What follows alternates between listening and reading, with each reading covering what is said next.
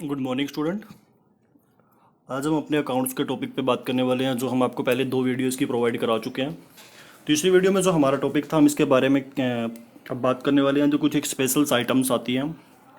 और ये point of practical questions बहुत इंपॉर्टेंट टॉपिक है, जिसको आप उम्मीद करता हूँ कि बहुत ध्यान से सुनना आप लोग। और इससे पहले हमने इस चैप्टर के बारे में थोड़ा सा क्या करवा चुका है, उसको रिमेंबर करना चाहता हूँ। तो हम इस चैप्टर्स में जितने भी अकाउंट्स बनाते हैं उन सब की थ्योरीज के बारे में, first of all receipt and payment account, second is income and expenditure account और बैलेंस शीट, ये सारा कुछ आप लोगों को बता चुके हैं। और यदि हम पहले चैप्टर्स की बात करें, सॉरी पहले जो वीडियोस थी उनकी बात करें, तो हम जैसे आपको रिसिप्ट एंड पेमेंट अकाउंट्स के बारे में बताया, तो उनके बारे में एक छोटा सा पॉइंट मैं आपको बताना चाहता हूँ दोबारा से। जैसे हम सबसे पहले रिसिप्ट एंड पेमेंट अकाउंट बनाते हैं, रिसिप्ट एंड पेमेंट अकाउंट्स के बीच में हमारे पास दो साइड होती है, एक डेबिट और एक क्रेडिट। हमने बताया था कि ये आपके पास एक रियल अकाउंट होता है, जिसके डेबिट साइड में सारी के सारी रिसिप्ट आती हैं, और क्रेडिट वाली साइड में हमारे पास रहती हैं पेमेंट। और रियल अकाउंट्स बोला जाता है इसको। रियल अकाउंट्स का जो फॉर्मूला आपके पास था वो क्या होता है, डेबिट व्हाट कम्स इन और क्रेडिट व्हाट गोज आउट। ये सारी की सारी जो बाहर जा रही होती हैं उसको क्रेडिट किया जाता है। तो इसी से जो रिसिप्ट होती है उसको डेबिट, और जो पेमेंट होती है उसको क्रेडिट किया जाता है। ये तो था हमारा फर्स्ट जो रिसिप्ट एंड पेमेंट अकाउंट है, जो आपको प्रैक्टिकल क्वेश्चन ऑफ व्यू से तो क्वेश्चन से मिलेगा, लेकिन आपको इसके बाद जो करना होता है वो बनाना होता है हमें इनकम एंड एक्सपेंडिचर अकाउंट। जो हमारे पास इनकम एंड एक्सपेंडिचर अकाउंट है,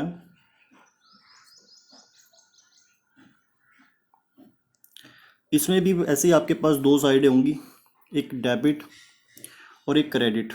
जैसे कि हम लोगों को पता ही है, हमारा एक नॉमिनल अकाउंट होता है,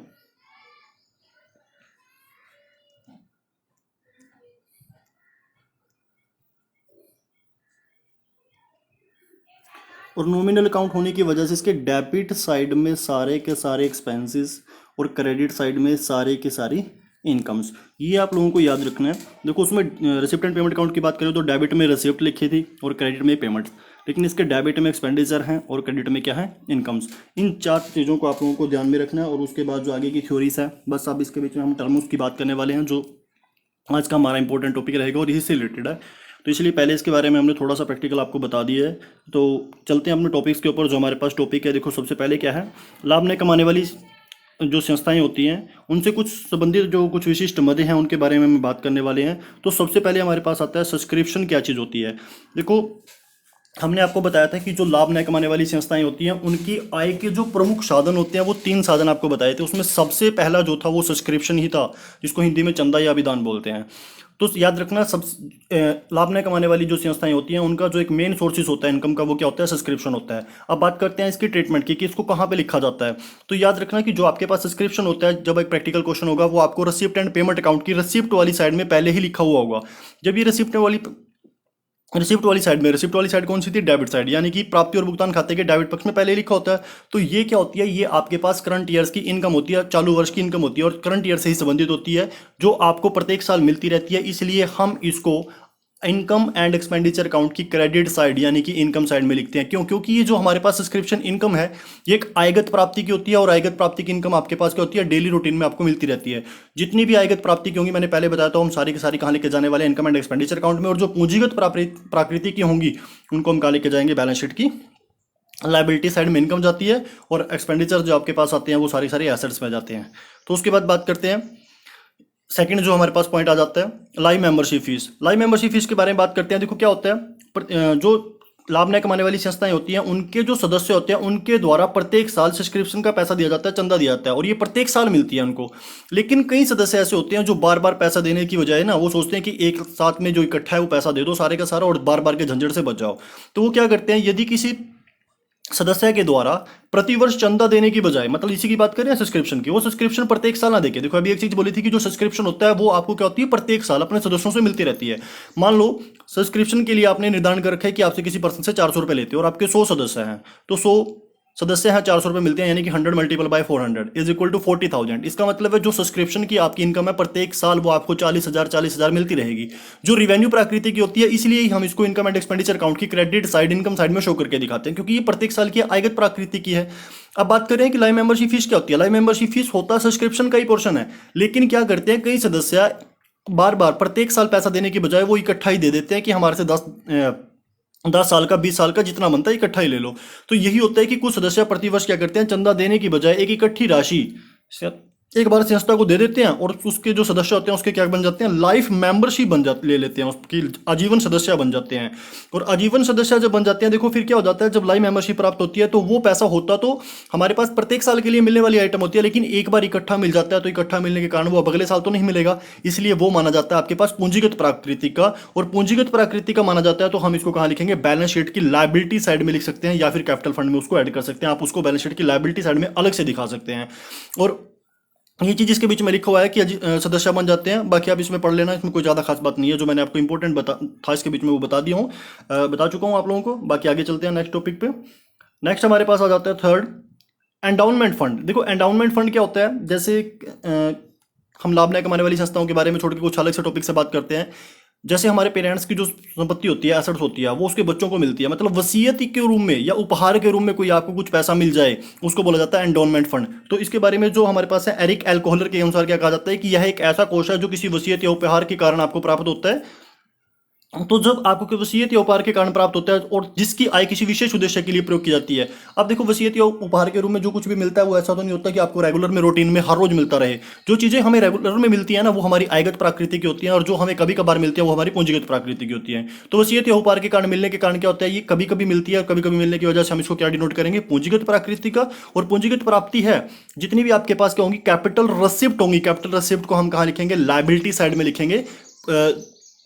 और जो हमारे पास रिवेन्यू रिसिप्ट होती है, रिवेन्यू रिसिप्ट हमारी कहाँ चली जाती है, इनकम एंड एक्सपेंडिचर की इनकम साइड में। अब यदि एक्सपेंसेस की बात करें तो एक्सपेंसेस भी आपके पास, यदि रिवेन्यू एक्सपेंसेस हैं तो हम इनकम एंड एक्सपेंडिचर की एक्सपेंडिचर साइड में दिखाते हैं। और यदि हमारे पास कैपिटल की बात करते हैं, कैपिटल एक्सपेंडिचर है, तो हम उसको क्या लिखेंगे, बैलेंस शीट की एसेट साइड में डिनोट करके दिखाते हैं। तो ये हमारे पास एक पूंजीगत प्राप्ति है। पूंजीगत प्राप्ति का मतलब क्या, कैपिटल रिसिप्ट है। कैपिटल रिसिप्ट है तो हम इसको क्या लिखेंगे, बैलेंस शीट की लायबिलिटी साइड में दिखाएंगे, दायित्व पक्ष में इसको लिखा जाता है।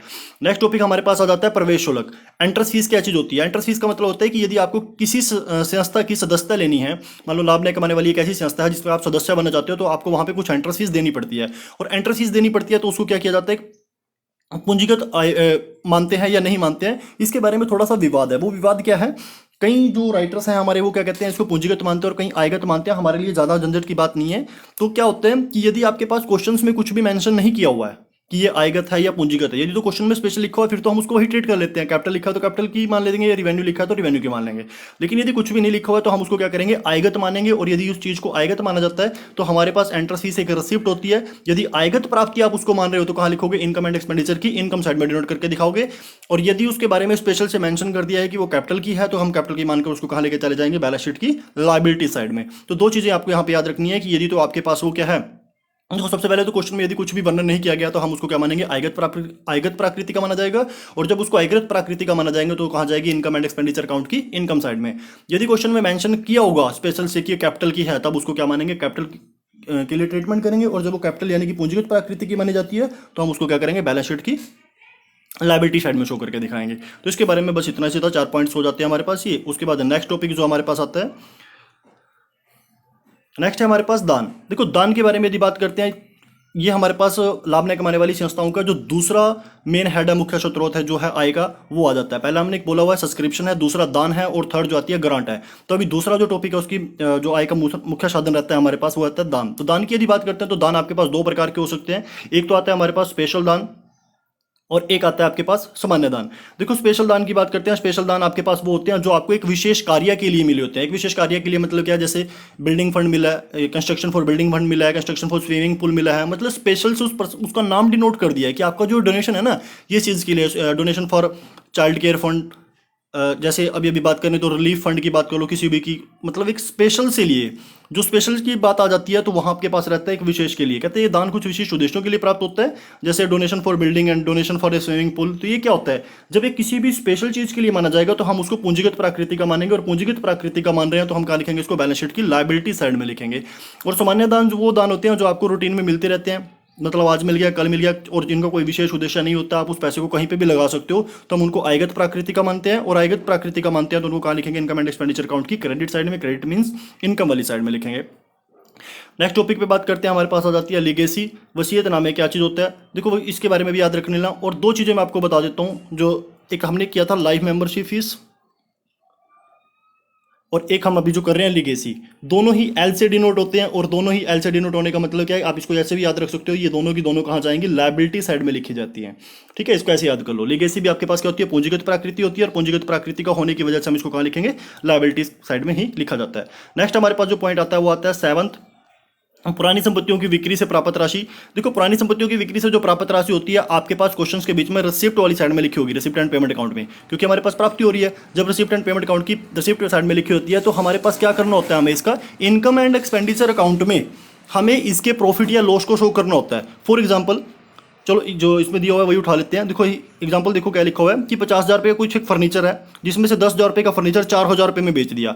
तो हमें ना तो 10,000 से मतलब है, ना हमें 50,000 से मतलब है, ना हमें 4,000 से मतलब है। हमें मतलब है लॉस या प्रॉफिट से। 10,000 रुपये का फर्नीचर है, 4,000 रुपये में बेच दिया, इसका मतलब एक्चुअल में हमें क्या हुआ, 6,000 रुपये का लॉस। जब हमें 6,000 रुपये का लॉस हो जाता है, तो हम इस लॉस को कहाँ लिखेंगे, देखो लॉस हो रहा है तो एक्सपेंडिचर वाली साइड में शो करके दिखाएंगे। यदि हमें प्रॉफिट होता तो हम कहाँ लिख के दिखाते, इनकम वाली साइड में। तो हमें सिर्फ इस 6,000 रुपये से मतलब है, तो हम क्या करेंगे, जो हमारे पास 6,000 रुपये का लॉस आया है, इस 6,000 के लॉस को आय व्यय खाते यानी कि इनकम एंड एक्सपेंडिचर अकाउंट की डेबिट साइड कौन सी, एक्सपेंडिचर साइड में शो करके दिखाते हैं। सेकंड इज थिंग, अब एक चीज और यहाँ पे जो ध्यान देने का वो कौन सी है कि आपके पास 50,000 रुपये का फर्नीचर था, जिसमें से आप 10,000 का बेच चुके हो, तो हमारे पास बैलेंस कितना बच गया, 40,000 रुपये का फर्नीचर। जो ये 40,000 रुपये का फर्नीचर बचा है, इसको कहाँ लिखेंगे, बैलेंस शीट की एसेट साइड में। मींस ओपनिंग बैलेंस शीट में तो आपके पास फर्नीचर 50,000 का होगा, या इससे ज्यादा अमाउंट का जो क्वेश्चन में लिखा होगा वो होगा, लेकिन उसमें से 10,000 रुपये का यदि बेच दिया जाता है, तो 50,000 में से 10,000 घटा के जो हमारे पास 40,000 का बचा है, इसको हम कहाँ लिखेंगे, क्लोजिंग बैलेंस शीट के बीच में। और यदि इसके ऊपर भी कोई डेप्रिसिएशन के लिए परसेंटेज आपके पास होगी, तो उसमें से क्या कर देंगे, डेप्रिसिएशन को माइनस कर दिया जाएगा। नेक्स्ट टॉपिक्स पे बात करते हैं, तो हमारे पास आ जाता है पुराने अखबारों तथा खेल के सामान की बिक्री। देखो पुराने जो अखबार होते हैं वो क्या होता है, जब हमारे पास एक संस्था है या बिजनेस है कुछ भी है, तो उसके बीच में जो अखबार है वो डेली आता रहता है। डेली का मतलब क्या, हर रोज आता है। तो क्या होता है, पूरे साल के एंड तक आपके पास बहुत सारे अखबार इकट्ठे हो जाते हैं, तो हम उनको क्या कर देते हैं, बेच देते हैं। लेकिन जो ये काम है, मैं आपको क्या बताना चाह रहा हूँ कि जैसे आपके पास जो वर्क होता है कि अखबार आ रहे हैं हम उनको बेच रहे हैं, तो ये प्रत्येक साल चलता है। प्रत्येक साल चलेगा तो हमारी कौन सी प्राकृतिक क्या या आय हो जाएगी, क्योंकि आपको बेचने से पैसा मिल रहा है अखबारों को।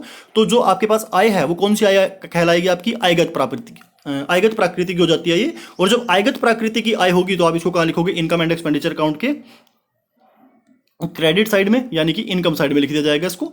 उसके बाद आ जाता है हमारे पास 9th पॉइंट, व्यवसायिक शुल्क का भुगतान। व्यवसायिक शुल्क का मतलब क्या होता है, पेमेंट ऑफ हार्मोनियंस। देखो क्या होता है कि जब आपके पास कोई कर्मचारी आपकी संस्था में काम करता है, और हम उसको वेतन ना देकर, मतलब सैलरी नहीं देते, लेकिन एक्चुअल में वो पैसे के लिए काम करता है, लेकिन उसको वेतन ना देकर उसके बदले में जो उसको शुल्क दिया जाता है, कुछ पैसा दिया जाता है शुल्क के तौर पर, उसी को क्या बोला जाता है, व्यवसायिक शुल्क कहलाता है। और ऐसा जो शुल्क होता है वो आपको बार बार देना पड़ता है, प्रत्येक साल उसको देना पड़ता है, प्रत्येक महीने के बाद देते हैं, या वीकली या 6 मंथली, जैसे भी हमने उसके साथ अरेंजमेंट किया होता है। तो हम इसको क्या करते हैं, प्रत्येक साल पेमेंट करते रहते हैं, और प्रत्येक साल पेमेंट करने की वजह से हमारे पास कौन सा हो जाता है, आयगत प्राकृतिक का हो जाता है। और ये आयगत प्राकृतिक का हम इसको भुगतान कर रहे हैं। जब हम इसको भुगतान कर रहे हैं तो इसको कहाँ लिखेंगे, डेबिट साइड में लिखा जाता है।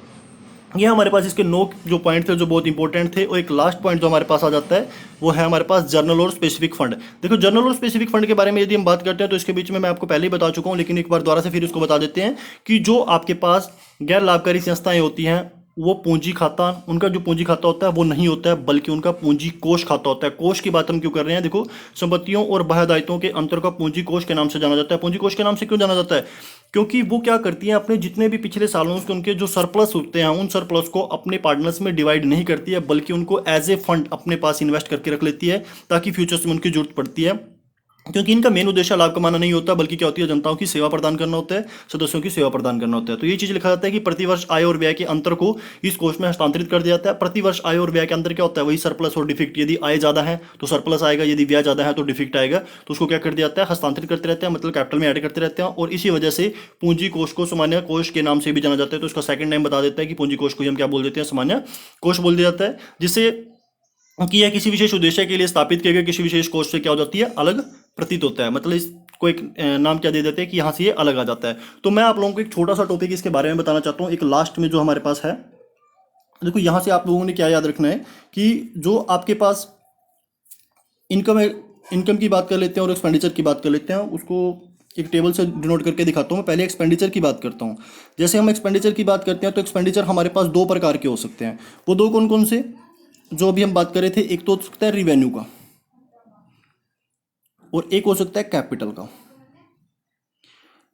कैपिटल की बात करें तो जिसको हम पूंजीगत बोल सकते हैं, और रिवेन्यू की बात करें तो जिसको हम आयगत बोल सकते हैं। और एक्सपेंसेस तो आप लोगों को पता ही है क्या होता है, व्यय। यानी कि व्यय आपके पास दो प्रकार के हो सकते हैं, एक तो आयगत और एक पूंजीगत। यदि तो आपके पास व्यय आयगत हैं, आप इस टेबल को नोट कर लेना नोटबुक पे। तो जो आयगत हैं हम उसको कहाँ पे लिखेंगे, एक्सपेंडिचर अकाउंट में, एक्सपेंडिचर वाली साइड में लिखेंगे। एक्सपेंडिचर वाली साइड कौन सी, इनकम एंड एक्सपेंडिचर अकाउंट के एक्सपेंडिचर साइड में, यानी कि डेबिट साइड में। ये डेबिट साइड होती है ना इनकम एंड एक्सपेंडिचर अकाउंट की, तो वहां लिख दिया जाएगा। यदि वो कैपिटल प्रकृति की है तो हम इसको लिखेंगे बैलेंस शीट की एसेट साइड में। ये क्लियर हो गया होगा।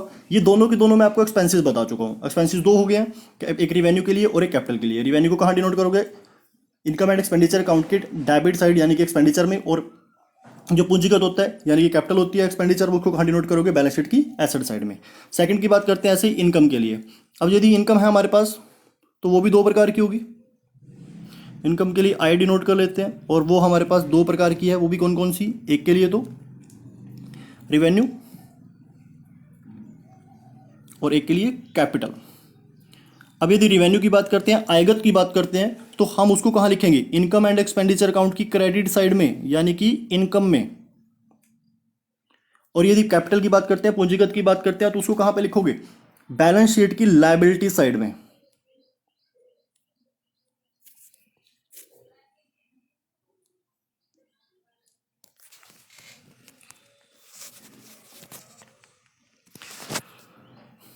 आज के लिए इतना ही था स्टूडेंट। अब इसको लिख लेना, ये मार्कर नहीं चल रहा कि चलो चली गया, तो इसको कहाँ लिख देंगे, लायबिलिटी साइड में।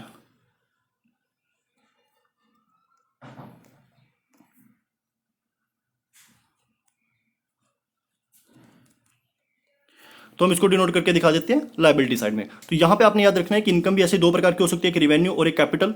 यदि रिवेन्यू की बात करें तो उसको इनकम एंड एक्सपेंडिचर अकाउंट की इनकम साइड में, और यदि कैपिटल होती है तो उसको बैलेंस शीट की लायबिलिटी साइड में। ये दो टॉपिक आपके पास जो मैंने एंड में कराए हैं सबसे इंपॉर्टेंट है, और जितनी भी 10 की 10 जो इंपॉर्टेंट्स जो इसके स्पेशल आइटम्स थी वो हमारे पास प्रैक्टिकल क्वेश्चन के पॉइंट ऑफ व्यू से इंपॉर्टेंट रहती है।